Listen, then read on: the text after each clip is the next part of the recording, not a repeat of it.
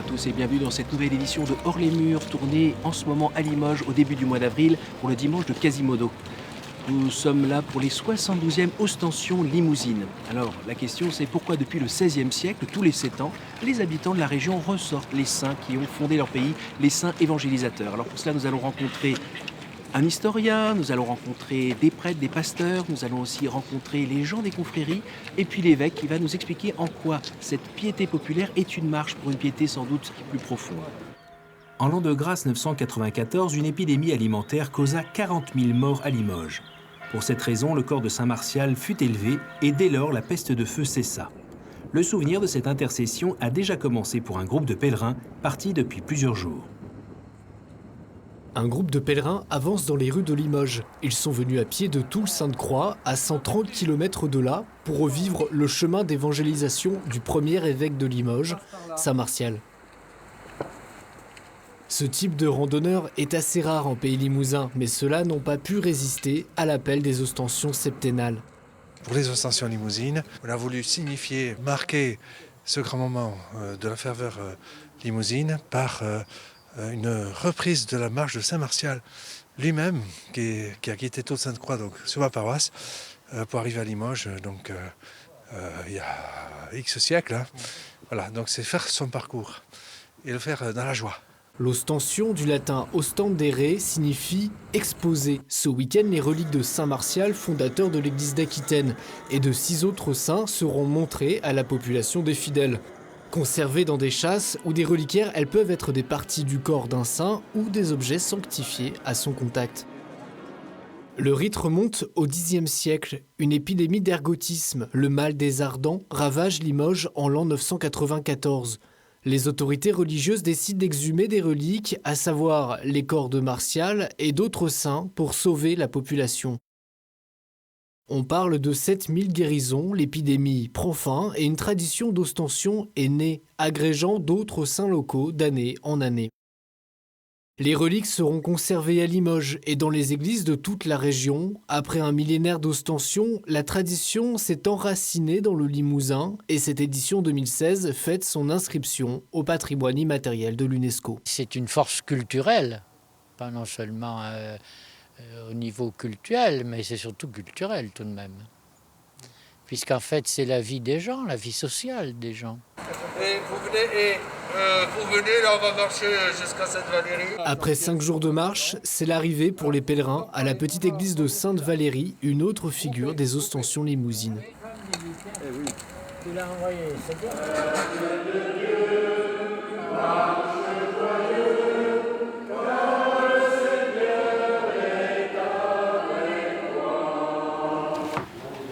L'artisan de l'inscription des ostensions limousines au patrimoine de l'humanité, c'est lui, l'historien Jacques Perrault. En 2009, il lance le dossier auprès de l'UNESCO qui aboutira en 2013. Cette inscription, c'est aussi la reconnaissance d'une religion populaire basée sur le culte des saints, particulière aux Limousins. Les Limousins vénèrent plus leurs saints que Dieu. Et ça, c'est tout à fait typique. Et puis, c'est le moment exceptionnel où il y a un vrai contact entre la population, l'Église, les autorités civiles, et c'est vraiment quelque chose qui réunit et qui rassemble dans la joie. Et cette entrée officielle dans le patrimoine de l'humanité ne signifie pas pour l'historien la mise sous cloche d'une tradition multicentenaire. Rien n'est fixé par cette inscription, c'est pas comme une inscription d'un monument historique matériel qui lui empêche de faire des transformations ou des choses comme ça. Là, il peut y avoir une évolution, mais bien sûr, il faut conserver l'esprit originel des ostensions. Comme un symbole, le maire de Limoges détient toujours l'une des clés ouvrant la chasse de Saint Martial. Et pour lui, cette histoire commune entre autorités séculaires et religieuses commence dès 994. Au départ, c'est une fête religieuse.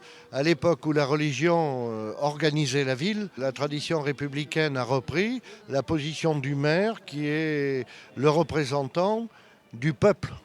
et lequel peuple a bénéficié, au moment où il était extrêmement malade, du fait de l'ergotisme, de la présence des reliques et du jeûne qui a permis de mettre fin à cette épidémie liée à la consommation de farine contaminée par les ergots de seigle. C'est une tradition extrêmement importante qui a résisté d'ailleurs à la Révolution, puisque la chasse de Saint-Aurélien avait été détruite par les révolutionnaires, mais les bouchers qu'il avait conservés l'ont fait refaire. Et là, nous sommes aux confins de ce qui est notre culture, avec certes une base cultuelle, mais vraiment notre culture. Et c'est l'autre pan de cet héritage singulier. Ces confréries, comme celle des bouchers réunis autour d'un saint. Il y en a 7 à Limoges. Certaines remontent au Moyen-Âge et ont été refondées après la Révolution. D'autres ont repris leur activité depuis quelques années, perpétuant cet héritage limousin entre paradoxe et continuité.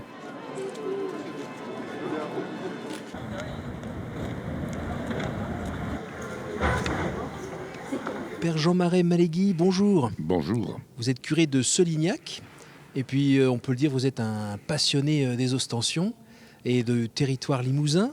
Est-ce que vous pourriez nous parler un petit peu des différents saints qui sont honorés ? Alors c'est vrai que les ostensions limousines, on aime à dire qu'elles sont les ostensions d'un peuple de saints. On a appelé le Limousin la terre des saints. Et c'est vrai que leur multiplicité a fait peut-être leur renommée. Alors bien sûr, il y a Saint Martial, le référent, l'évangélisateur, le premier évêque de Limoges, et puis les autres saints, Saint Loup, Sainte Valérie, tous ses compagnons. On peut dire que c'est les saints vraiment d'origine de l'évangélisation. Et puis il y a toute une autre cohorte importante, ce sont les ermites entre le 5e et le 7e siècle. Ils sont venus du nord, de la Bretagne, de l'Écosse. C'est Saint-Amand, Saint-Junien, Saint-Victurnien, Saint-Pardoux, Saint-Psalmé. Et eux, ils se sont mis au service de la prière, de la relation à Dieu, au cœur de ce qu'on appelait le désert limousin. Mais ce n'était pas du tout le réchauffement de la planète anticipé, c'était simplement que là, c'est un pays de l'eau, de la forêt, et de la pierre, où on peut se mettre en silence. Et puis, il y a une autre série, pourrait-on dire, qui est très liée au Limousin, c'est le 9e, 11e siècle, où il y a des fondateurs d'ordre. Parce que le Limousin était marqué par des grandes abbayes. Grandmont, ceux qui le connaissent, et bien sûr l'abbaye Saint-Martial, mais aussi Solignac, mais aussi le prieuré d'Oreille, avec Gaucher et Fauché, et puis Saint-Étienne de Muret. Donc, et puis il y a des enfants du pays, alors on les a remis, allez Saint-Éloi quand même, tu as marqué l'histoire du pays, de la France, du nord, de l'Europe, allez viens dans les ostensions, on l'a mis au 19e siècle, parce qu'on est fiers de connaître Saint-Éloi. Voilà, ce sont des saints qui nous disent un peu l'origine dans la foi, qui nous disent, j'aime à dire, c'est notre granit en nous. Vous savez, on est un pays du granit, de la belle pierre, eh bien c'est nos saints un peu comme Abraham, c'est nos pères dans la foi. Et c'est ainsi que nous les vénérons, parce qu'ils nous disent toute une foi séculaire, transmise de génération en génération. Qu'est-ce qu'ils ont à nous dire aujourd'hui, notamment dans le cadre de l'évangélisation, puisque ce sont des évangélisateurs ? Voilà, je crois qu'ils nous disent qu'ils ont tout donné pour annoncer Jésus-Christ sur une terre qui leur était étrangère. Hein. Pour la plupart d'entre eux, Vous avez un exemple d'un ou deux qui a justement tout donné ? Je pense que Saint Martial, il est venu rien dans les mains, rien dans les poches, mais avec sûrement l'évangile. Et puis avec un peu de pain qu'il a trouvé en Limousin, il a fait les premières Eucharisties. Enfin, ce sont des missionnaires. On pense qu'il est venu comme Saint Cernin à Toulouse, aussi ceux qui sont partis vers Arles, et que lui a été vers les Lémovis, voilà, envers les Limousins, cette terre un peu plus lointaine. Et là, ils ont tout donné, et ce qu'ils nous ont dit, c'est Jésus-Christ. C'est pour ça que les saints limousins, quels que soient les rites, les fêtes, tout ce qui va entourer leur vénération, vous ne pourrez pas les sortir du référent évangélique. Et comme disent les sociologues, vos ostensions, elles sont à structure chrétienne. C'est-à-dire qu'elles ne sont pas un pseudo-folklore, elles sont inscrites dans l'évangile. Alors on parle de cultuel et de culturel, ça oui. On en entend beaucoup parler ici. Oui. Je me demande, est-ce qu'on ne peut pas parler ici, à Limoges, et dans le reste de chaque ostension, de ces fameuses racines chrétiennes de la France ? Est-ce que ce n'est pas la parfaite illustration ? Oui, sûrement, mais je crois qu'il y a quelque chose d'unique au Limousin. Et c'est pour ça qu'elles sont pérennes depuis 72e fois qu'elles sont septennales, mais elles ont été depuis 1994. Mais elles sont propres au Limousin parce que peut-être qu'une alliance s'est faite en Limousin entre un sens très profondément religieux, c'est-à-dire au sens premier du terme. J'ai fait des conférences avec des anthropologues qui montrent la place du religieux à l'origine de l'humanité. Et je crois que le Limousin, il est naturellement religieux. C'est peut-être pour ça qu'il deviendra même anticlérical et que des fois, il aura une autre vision parce que c'est sa dimension religieuse qui dit qu'il faut regarder l'essentiel de la foi et pas simplement l'institution. Mais aussi, en Limousin, on a l'art du feu. On n'a pas grand-chose à offrir, mais on sait faire du beau. Et que tout ce qui est l'œuvre de Limoges, l'émail, l'orfèvrerie, il faut aller à New York, il faut aller à Londres pour voir les... Et puis après, il y a eu la porcelaine bien plus tard. Oui. Mais au Moyen-Âge, si vous voulez, l'œuvre de Limoges, l'abbaye Saint-Martial était liée à Cluny. Et c'était la holding, c'était Cluny. Et puis ils se sont servis des réseaux commerciaux de Cluny pour faire connaître l'œuvre des Limousins. Et Saint-Éloi, qui est un maître dans l'orfèvrerie, en est un vrai représentant.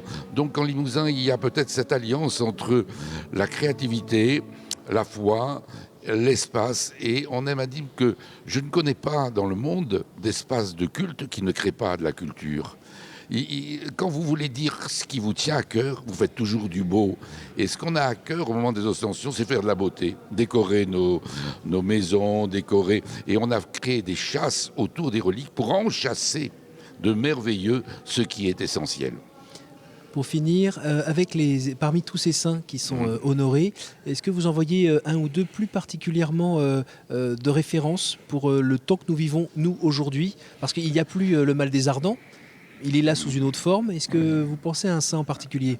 Alors, je crois que chacun a son spécifique, mais je pense qu'il y a peut-être des saints qui aujourd'hui peuvent avoir un retentissement par la légende, la vie, c'est-à-dire qu'on a écrite autour d'eux, qu'avec une importance. Il y a le grand Saint Léonard, qui est reconnu dans toute l'Europe. Saint-Léonard de Noblat. Saint-Léonard de Noblat. Vous allez à Cracovie, vous avez la crypte de Saint-Léonard, des rois de Pologne, c'est Saint-Léonard de Noblat. Parce que il est dans la délivrance, il est dans la libération, il est dans ce qui rend l'homme libre, il nous guérit de tout ce qui sont nos enfermements. Et puis il y a aussi une autre réalité, je crois, que j'aime à dire souvent, c'est que ces ermites du 5e et 7e siècle, en se reliant à Dieu, ils ont relié les hommes entre eux et ils ont donné leur nom aux cités qui se sont créées à partir de leur ermitage. Eh bien, quand vous vous reliez à Dieu, vous faites du lien social, vous portez du bien à tous. Et je crois que ça, on a toujours à le redire. Celui qui sait être proche de Dieu, il réunit ses frères entre eux. Merci beaucoup Père pour cet éclairage. Alors on sait que cette année, il va y avoir 20 ostensions avec une petite nouvelle qui en fait a ressuscité, on va dire, du côté de Guéret. Nous allons tout de suite rencontrer un de ses instigateurs.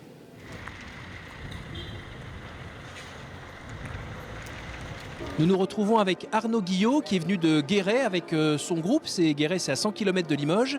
Et à Guéret, donc, il y a une nouvelle ostension. Et en fait, on ne peut pas dire une nouvelle ostension, on peut dire une ostension ressuscitée. Une renaissance, tout du moins. C'est-à-dire que les dernières ostensions régulières, elles avaient lieu au début du 19e siècle, les dernières.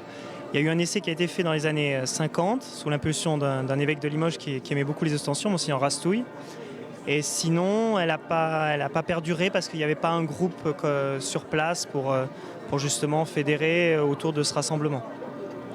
Vous êtes instituteur et là, avec un groupe de jeunes, vous êtes en train de, j'ai envie de dire, dépoussiérer cette ostension, c'est bien cela ?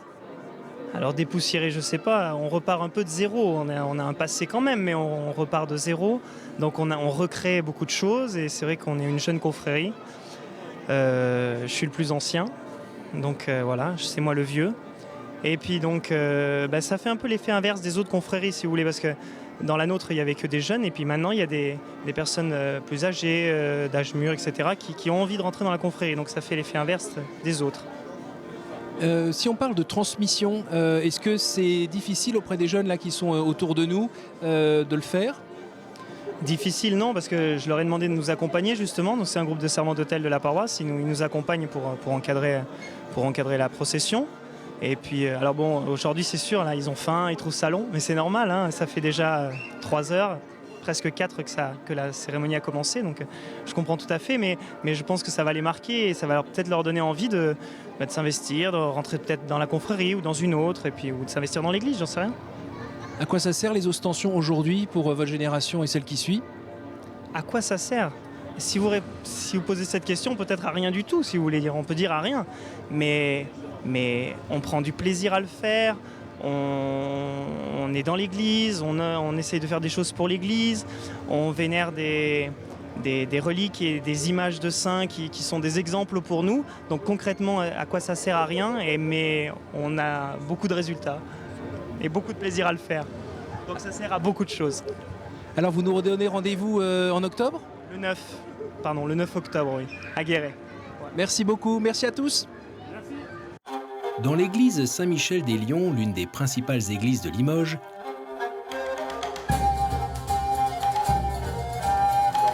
les porteurs de la chasse et les membres de la grande confrérie Saint-Martial s'activent ce samedi matin pour astiquer la chasse qui contient le crâne conservé du premier évêque.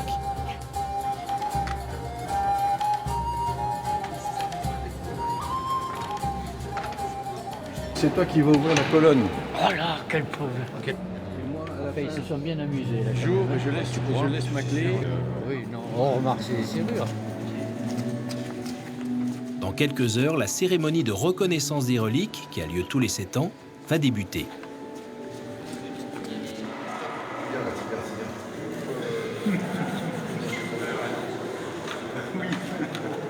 Jean-Marie Barato, bonjour. Bonjour. Vous êtes donc le premier bail de la plus ancienne confrérie de Limoges, la confrérie Saint-Martial.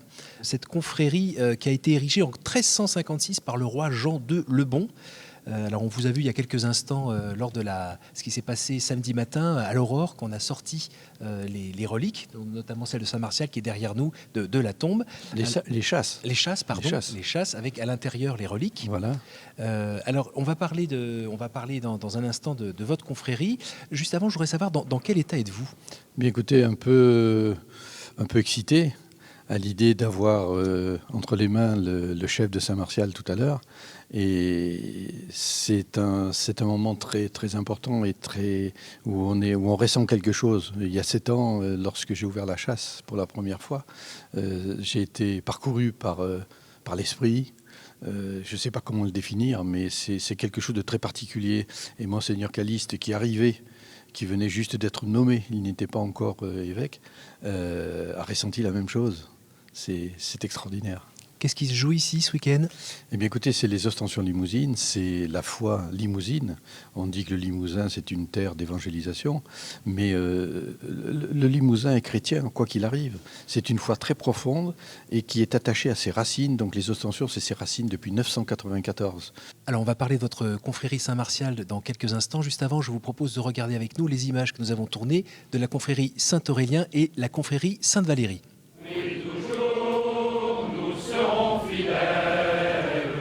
Nous sommes rue de la Boucherie, dans le cœur historique de la ville, la veille de la cérémonie de reconnaissance des reliques.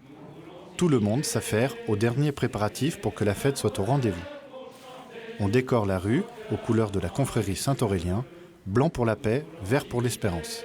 Sur une placette, on découvre la chapelle du Saint, discret édifice du XVe siècle, propriété de la confrérie. Elle abrite les reliques du deuxième évêque de Limoges, successeur de Saint-Martial. Originaire de la Corporation des Bouchers, fondée en 930 par 6 familles, la corporation devient en 1315 la confrérie Saint-Aurélien, saint patron des bouchers. On retrouve Pierre Lamige, premier syndic de la confrérie. Salut Jean, tu vas bien? Salut Jean. Nous œuvrons ensemble pour le bienfait de notre association et puis aussi le bienfait des autres, puisque notre confrérie, elle est là pas que pour nous, elle est aussi là pour les autres. Et si on peut arriver à aider ça ou là des œuvres qui le méritent, on est des fois à leur disposition, ce qui est le cas notamment pour le diocèse de Waïgouya, puisque la confrérie Saint-Aurélien aide tous les ans matériellement le diocèse de Waïgouya.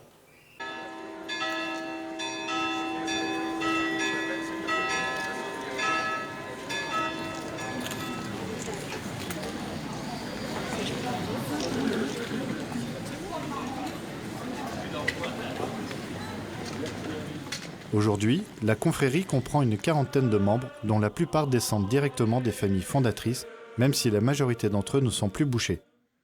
Elle devient mixte en 2009, contrairement à la confrérie Sainte-Valérie, la seule à ne compter que des membres féminins. Aux temps anciens, c'était les demoiselles de Sainte-Valérie. Les demoiselles de Sainte-Valérie quittaient la cathédrale. Après, elles n'étaient plus demoiselles quand elles se mariaient, parce qu'elles se mariaient à la cathédrale. Et après, j'étais à l'idée de la création. Et donc, pour faire connaître Sainte-Valérie, qui était un peu isolée, parce qu'elle était un peu méconnue en définitive. Elle a été abandonnée. Donc, c'est pour la faire revivre. Cette année, la confrérie va s'agrandir, passant de 15 à 20 membres.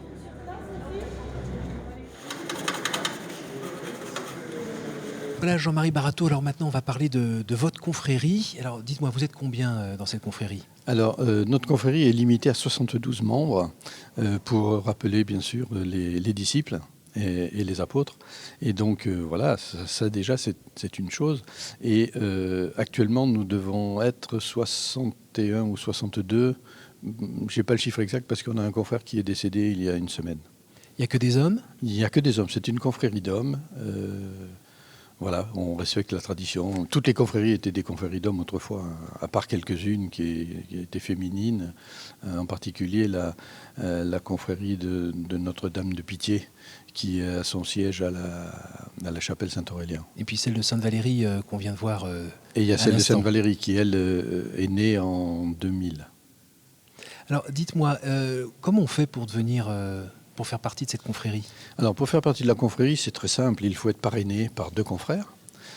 Donc les prétendants sont présentés au conseil, qui est composé de 11 personnes, donc les 2 belles, 4 conseillers, un secrétaire, un trésorier et un archiviste. Donc là, le conseil accepte cette candidature ou ne l'accepte pas. Ensuite, la candidature est présentée en Assemblée générale. Elle est suivie d'un vote qui va accepter la candidature. Et à l'Assemblée générale suivante, là, c'est l'inscription, si vous voulez, où la candidature est présentée au vote et on accepte ou on n'accepte pas le nouveau confrère qui, lui, ensuite, est adoubé le 30 juin pour la fête de Saint-Martial. Pourquoi les gens, aujourd'hui, en 2016, cherchent à rentrer dans une confrérie ? Eh bien parce que le rôle d'une confrérie, c'est d'être quelque part évangélisatrice, c'est d'avoir aussi, de montrer ce qu'a été Saint-Martial, et de montrer ce qu'ont été les Saints Limousins d'une manière générale, mais plus particulièrement Saint-Martial en ce qui nous concerne, et donc de promouvoir ce chemin qu'il nous a tracé et les racines qu'il nous a posées et qui permettent d'avoir cette foi profonde qu'ont les Limousins face à leurs ostensions en particulier. Alors ça veut dire que pour faire partie d'une confrérie, il faut plutôt être régulier à la messe le dimanche ? Non, pas du tout, parce que bon, dans la vie moderne, il est évident qu'on vit différemment. Mais c'est vrai que les obligations étaient importantes.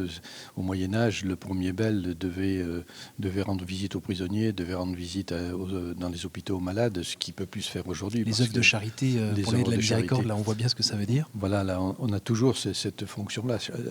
La confrérie n'est pas engagée dans quelque chose de vraiment particulier. Chaque membre doit avoir une implication dans sa paroisse ou dans des œuvres caritatives.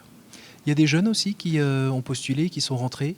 Alors des jeunes, tout dépend de ce que vous appelez jeunes, hein, mais chez nous on commence plutôt à la quarantaine, parce qu'il faut avoir déjà une certaine assise sociale, pas par sa position sociale, pas par son rang social, mais une assise sociale dans le sens d'avoir un métier, ne pas être appelé à quitter Limoges et à être très loin, parce que sinon ils ne peuvent pas participer au fonctionnement de la confrérie.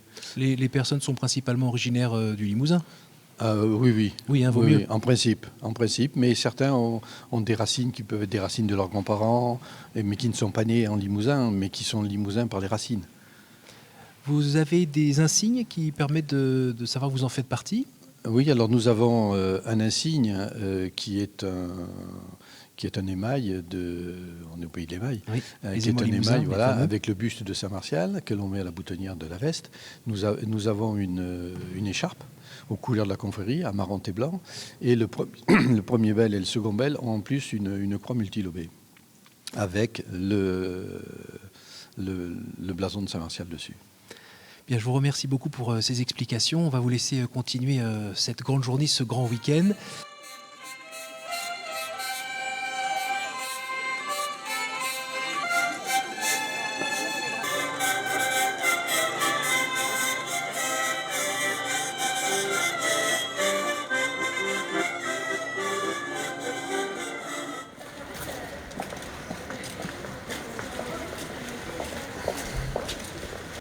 Voici venu le grand temps fort de ce premier week-end après Pâques.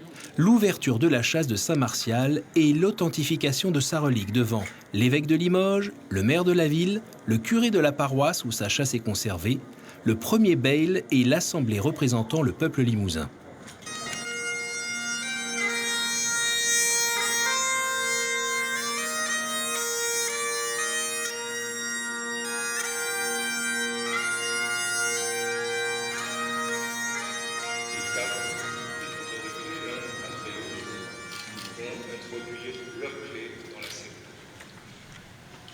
Monseigneur Caliste met la clé qu'il détient dans la première scellée. Monsieur le maire de Limoges fait de même avec sa clé dans la deuxième scellée. Monsieur l'abbé Christian de Pruit fait de même avec sa clé pour la troisième scellée. Enfin, le premier bail de la grande confrérie de Saint-Martial tourne sa clé dans la quatrième scellée.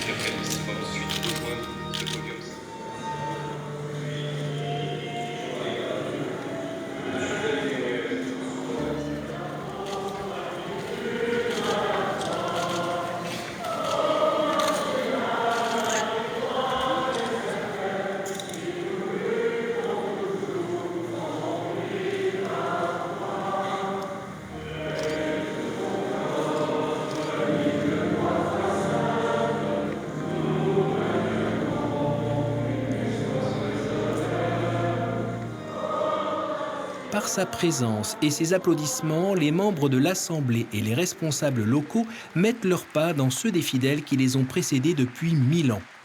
Ils reconnaissent une nouvelle fois, officiellement, l'authenticité du crâne du saint intercesseur et évangélisateur.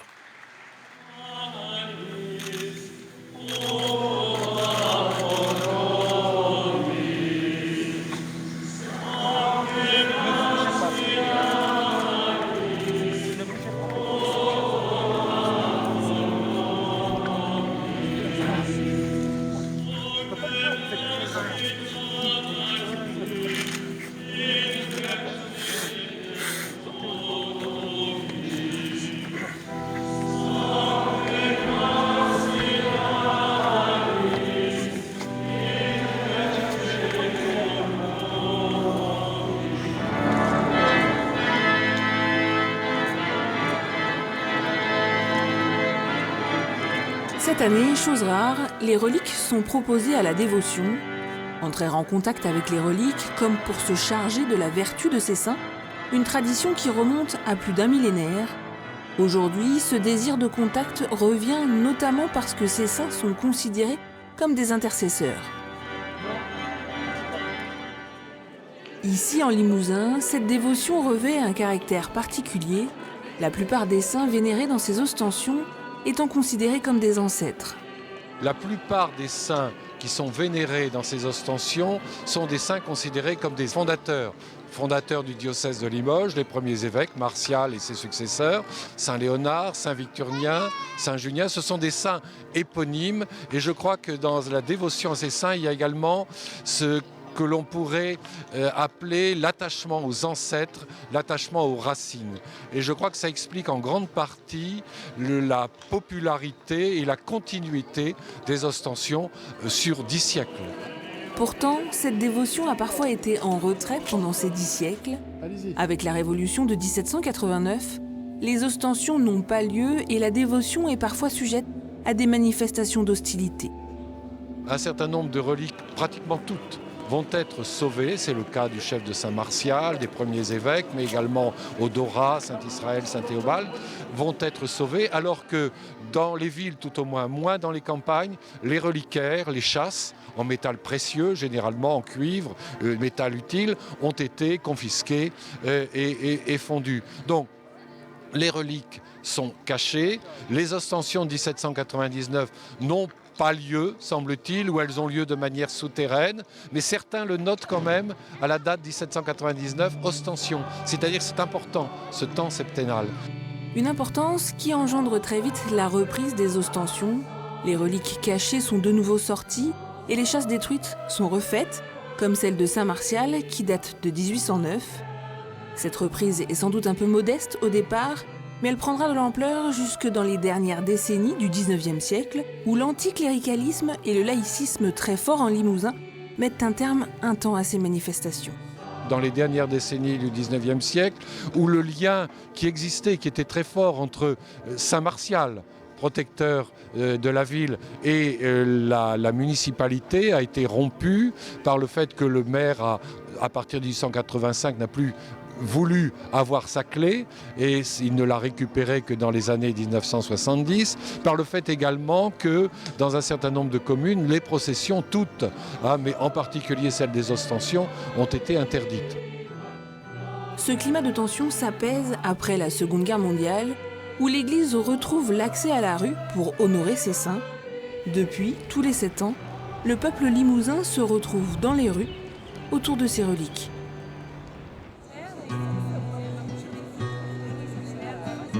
Malgré la pluie, le soir de la cérémonie de reconnaissance des reliques, les habitants ont traversé les rues de la ville lors de la marche historique en direction de la cathédrale Saint-Étienne.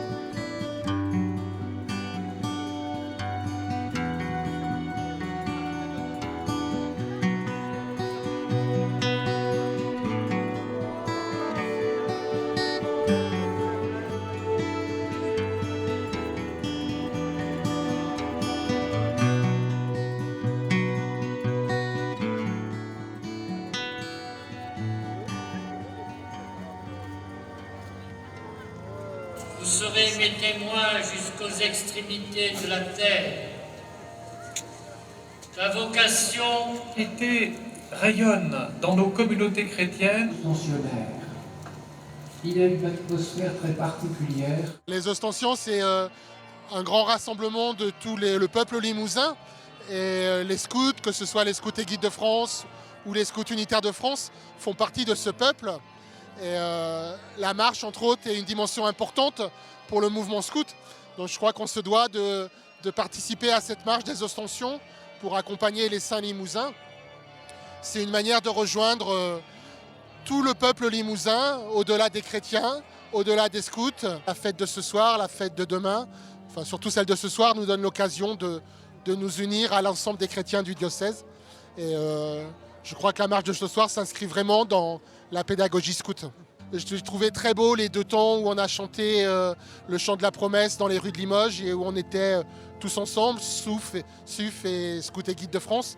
Et puis cet accueil des chasses à quelques mètres de la cathédrale où les 2 mouvements scouts tenaient flambeaux et foulards levés pour acclamer nos saints limousins. Voilà, je crois que c'était vraiment cet aspect spontané de cette démarche qui s'est vécue sans beaucoup de préparation, mais dans la joie, ensemble, et c'était assez fantastique. Donc c'est important que la jeunesse soit représentée dans ce genre d'événement. Et les ostensions, c'est un gros temps fort dans la foi catholique. Et donc dans un mouvement comme le scoutisme qui est catholique, et ben, on est fiers de pouvoir être représentés et de pouvoir être présents ce soir. C'est beau de voir qu'il y a les saints il y a très longtemps et il y a toujours des saints qui continuent d'être canonisés chaque année.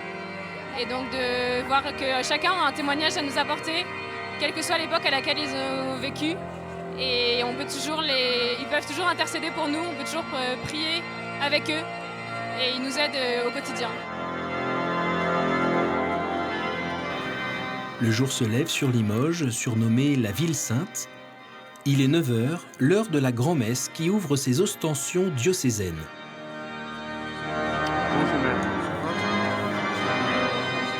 Messe présidée par Monseigneur Justin Kietenga, évêque du Burkina Faso, dont le diocèse d'Ouaï-Gouya fête les 50 ans de son jumelage avec celui de Limoges. En ce deuxième dimanche de Pâques, appelé aussi à l'initiative du pape Jean-Paul II dimanche de la miséricorde, nous voici rassemblés pour la messe d'ouverture des ostensions de Limoges. L'année 2016 verra le 50e anniversaire du jumelage conclu entre nos deux diocèses de Limoges et d'Ouaï-Gouya. Mais c'est plus qu'un centenaire, c'est plus qu'un cinquantenaire, et c'est plus que de l'amitié. C'est l'expression de la communion qui unit nos églises. Demandons la grâce à Dieu, frères et sœurs, afin que nous soyons témoins à la suite de ces saints que nous vénérons. Soyons témoins de cet amour de Dieu pour tous, pour les pauvres qui sont là comme ailleurs. Soyons témoins de tous ces pauvres de toutes les dimensions, pauvreté spirituelle, pauvreté matérielle. Soyons à leur côté et manifestons-leur que le Dieu d'amour auquel nous croyons est vivant.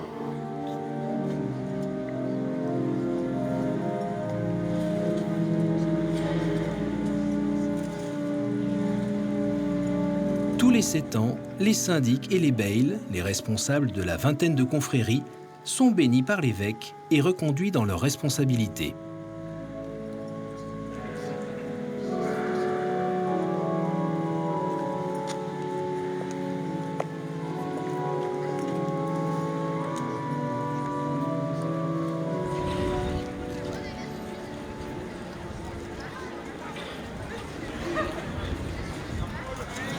Épaule.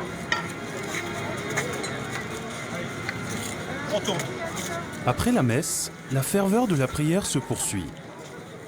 Les reliques, comme ici celle de Saint Martial, vont pour la dernière fois être portées dans les rues de Limoges.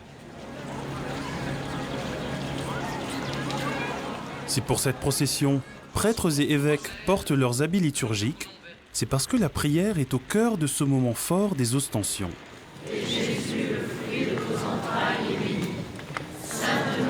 Saint Martial et les saints du pays continuent d'évangéliser, des siècles plus tard. Je pense que c'est un moment de témoignage, un moment de partage entre les gens qui ont la foi et puis les gens qui n'ont pas la foi et qui viennent simplement par curiosité pour l'apparat. Mais moi qui suis catholique pratiquant, je pense qu'effectivement ça a une grande importance. C'est une grande importance de voir les confréries qui sortent les différentes reliques et les chasses. Et je trouve que la prière finale de l'évêque a m'inspiré de continuer les efforts qu'on fait pour continuer l'amitié entre les gens.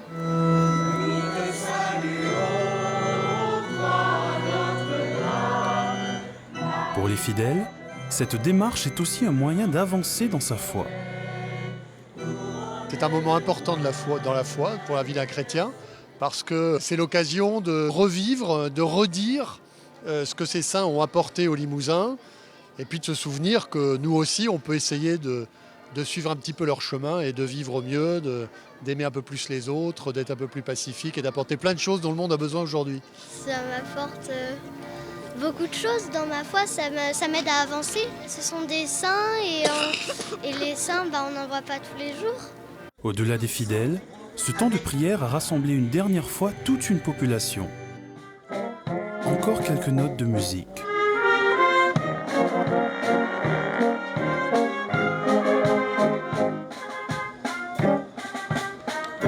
Et les reliques vont maintenant pouvoir rejoindre leurs chapelles respectives, où leurs ostensions se termineront le 13 novembre.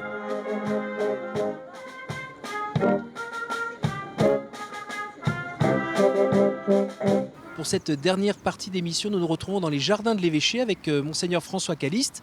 Bonjour Monseigneur. Bonjour. Vous êtes évêque de Limoges depuis 2009. Et d'ailleurs, quand vous êtes arrivé tout de suite au moment des des ostensions limousines. Oui, C'était un peu le baptême du feu. Oui, je suis arrivé pour la reconnaissance des reliques des ostensions de Limoges. Donc, le 19 avril 2009, c'était donc la célébration équivalente à celle que nous avons vécue hier, 2 avril 2016. Alors, quand vous êtes arrivé, il y avait eu un petit peu des difficultés avec notamment les représentants de la République, ou en tout cas des gens qui représentaient une laïcité un petit peu combative. Il semblerait que les choses se soient un petit peu calmées. Est-ce qu'on peut dire aujourd'hui que ici, en Limousin, notamment lors des ostensions limousines, on vit une laïcité modérée, apaisée? Alors apaisée, supposerait qu'elle a été plutôt conflictuelle. Bon, je crois que c'est quand même pas le cas. Hein. Apaisée au sens pacifié, pacifique. Hein. Oui, sûrement. Le Limousin vit un certain nombre de paradoxes. Hein. C'est comme ça que je le perçois depuis que je suis arrivé. C'est-à-dire c'est une terre globalement qui n'est pas une terre de chrétienté, hein, le taux de pratique est tout de même faible, mais il y a une religiosité, il y a un fond chrétien qui s'exprime volontiers dans des fêtes, alors les ostensions bien sûr, mais on pourrait aussi citer aussi les pèlerinages, des fêtes patronales, hein, des fêtes locales de saints locaux dans des petites paroisses rurales. Et la pratique devient tout autre. Et autant les relations avec les autorités sont parfois difficiles hein, pour les questions de respect de la laïcité. Je pense par exemple à la situation tout de même précaire ici de l'enseignement catholique. Autant elles peuvent être extrêmement cordiales et accueillantes et pour le coup alors apaisées lorsqu'il s'agit du patrimoine, lorsqu'il s'agit de l'animation des fêtes locales, y compris et d'abord sans doute des fêtes religieuses. Donc on est en plein paradoxe. Plutôt que d'apaisement, je parlerai volontiers de paradoxe. Alors, on est dans une terre qui, là, ces jours-ci particulièrement, et puis jusqu'au mois de novembre, va donc célébrer ces saints évangélisateurs, un peu dans toute la région et un petit peu au-delà. Aujourd'hui, l'ergotisme, la maladie de l'ergot de seigle n'existe plus beaucoup sous nos contrées. De quoi peut-on être guéri aujourd'hui, monseigneur ? Eh bien, j'avais réfléchi à partir des travaux du Conseil pastoral diocésain. Hein. Je dis, au fond, si l'on veut actualiser l'événement de l'ostension dans le monde où nous sommes, pour l'année où nous sommes, eh bien, il faut repartir des réalités hein, de la vie des gens aujourd'hui. Alors, quels sont les maux qui nous affligent ? J'entends d'abord, au fond, un malaise social. Hein. On ne sait plus trop comment vivre ensemble. Les repères se brouillent, ou bien il y a trop de repères parfois.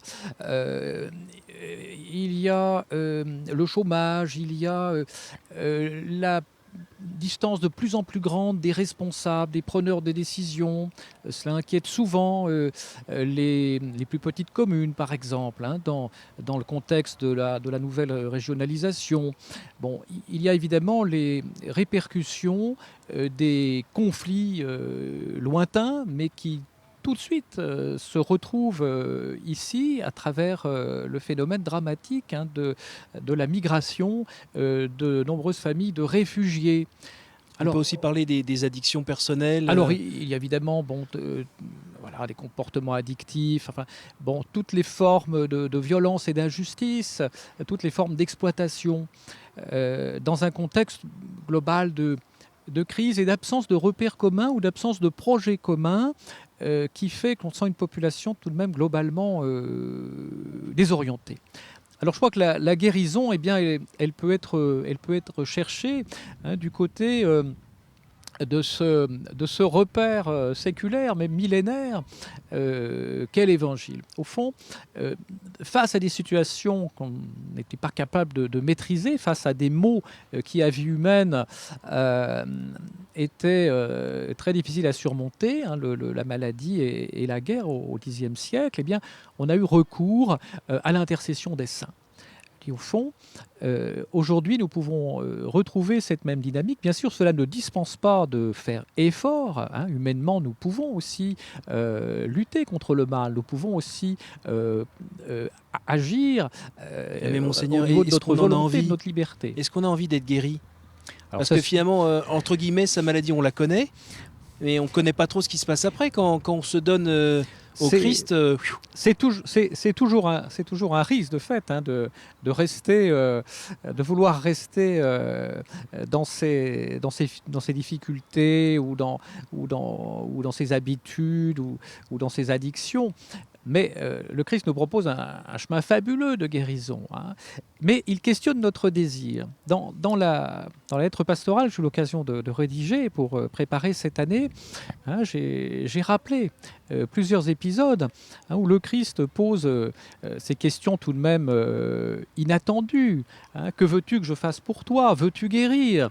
Je dis, mais c'est l'évidence que, a priori, hein, on veuille guérir lorsqu'on est aveugle ou paralysé. Eh bien, le Christ questionne néanmoins notre désir. Parce qu'il veut aller au fond du cœur de l'homme. Et il ne va pas agir sans que le désir profond de l'homme soit engagé sur ce chemin de guérison. Vous nous parlez évangile, vous nous parlez foi, vous nous parlez Jésus. Là, depuis le début de l'émission, on a vu que là, dans cette terre limousine, il y avait donc ce fameux mélange de cultuel et de culturel. On aurait envie de parler de piété populaire aussi, tout simplement. Est-ce qu'on peut parler d'un retour en grâce de la piété populaire et est-ce que c'est un bien? Alors, piété populaire a mauvaise presse, hein, parce que piété, ça fait un peu pratique cultuelle, étroite, passéiste, sans grand avenir. Bon, et puis populaire, ça peut être pris en mauvaise part aussi, c'est-à-dire comme synonyme de pas très organisé, d'un peu facile ou vulgaire. Alors, c'est pas du tout ça. Hein. Ni piété ni populaire ne sont à entendre en mauvaise part. Je crois que hein, la piété, au fond, c'est rendre à Dieu ce qui lui est dû. Hein. La piété, c'est adresser au Seigneur le culte qui lui revient, à travers, bien sûr, la prière, mais à travers l'action, à travers des démarches qui expriment la foi.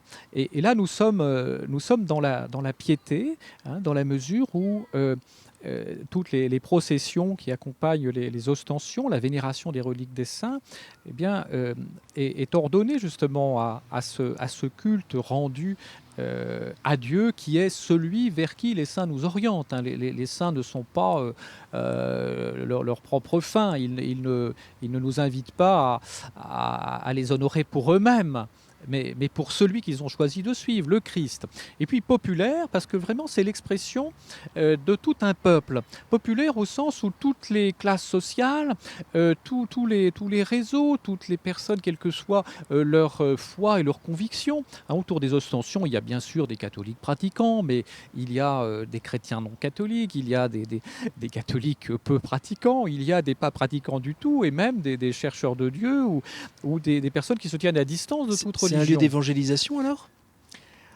Oui, sans doute, un lieu d'annonce de l'évangile. Je ne voudrais pas prendre ici le mot évangélisation d'une manière trop militante, je dirais, d'une manière peut-être trop kérigmatique. Enfin, je crois que ce n'est pas exactement cela qui est attendu, dans la mesure où cette piété populaire est déjà l'expression d'une foi, ou au moins d'un début d'espérance, d'une attente de quelque chose de meilleur, d'une guérison, pour reprendre le mot que nous utilisions tout à l'heure, hein, de la part de beaucoup de gens qui se situent de façon très différente par rapport à la foi. Alors, chanter dans la rue des chants, des cantiques, entendre des lectures, des prières, arriver sur la place où là tout le monde se retrouve avec autour des reliques. À nouveau, on chante, on prie et on est sur une place publique. Est-ce que ça, c'est une façon d'annoncer la bonne nouvelle ? Sans doute, mais c'est, je dirais, la communauté rassemblée hein, qui prend en charge l'animation spirituelle de l'ostension, car il y a une dimension proprement cultuelle et spirituelle, spécifiquement chrétienne dans l'ostension, ce qui ne veut pas dire pour autant qu'elle récupère l'ensemble du phénomène, car peuvent s'agréger à la procession ou manifestation publique de la foi, beaucoup de gens qui ne retiendront pas forcément le credo ou le cantique et ne vont pas forcément y communier, ne vont pas jusqu'à la démarche sacramentelle, mais en raison de leur appartenance à ce peuple, vont quand même se retrouver dans cette expression qui dit quelque chose de leur identité profonde. Alors, je crois que le génie de l'ostension, au fond, c'est de permettre une intégration à différents niveaux. Alors quand on parle d'évangélisation, oui bien sûr, je crois qu'il y a une part d'évangélisation, d'approfondissement de la foi pour les chrétiens déjà rassemblés, pour les chrétiens qui célèbrent habituellement. Et il y a une forme d'annonce pour tous ceux qui veulent bien l'entendre, mais je ne crois pas qu'il serait pertinent, et je crois que ça dénaturerait même profondément l'ostension, que de s'en servir, si je puis dire, pour une annonce explicite et militante de la foi. Ce n'est pas juste. C'est déjà une expression de la foi pour les uns bien affirmée, pour les autres encore en devenir, au sein de tout un peuple qui se reconnaît dans cette piété populaire. Merci beaucoup, Monseigneur, pour cet éclairage. Je vous en prie, avec joie.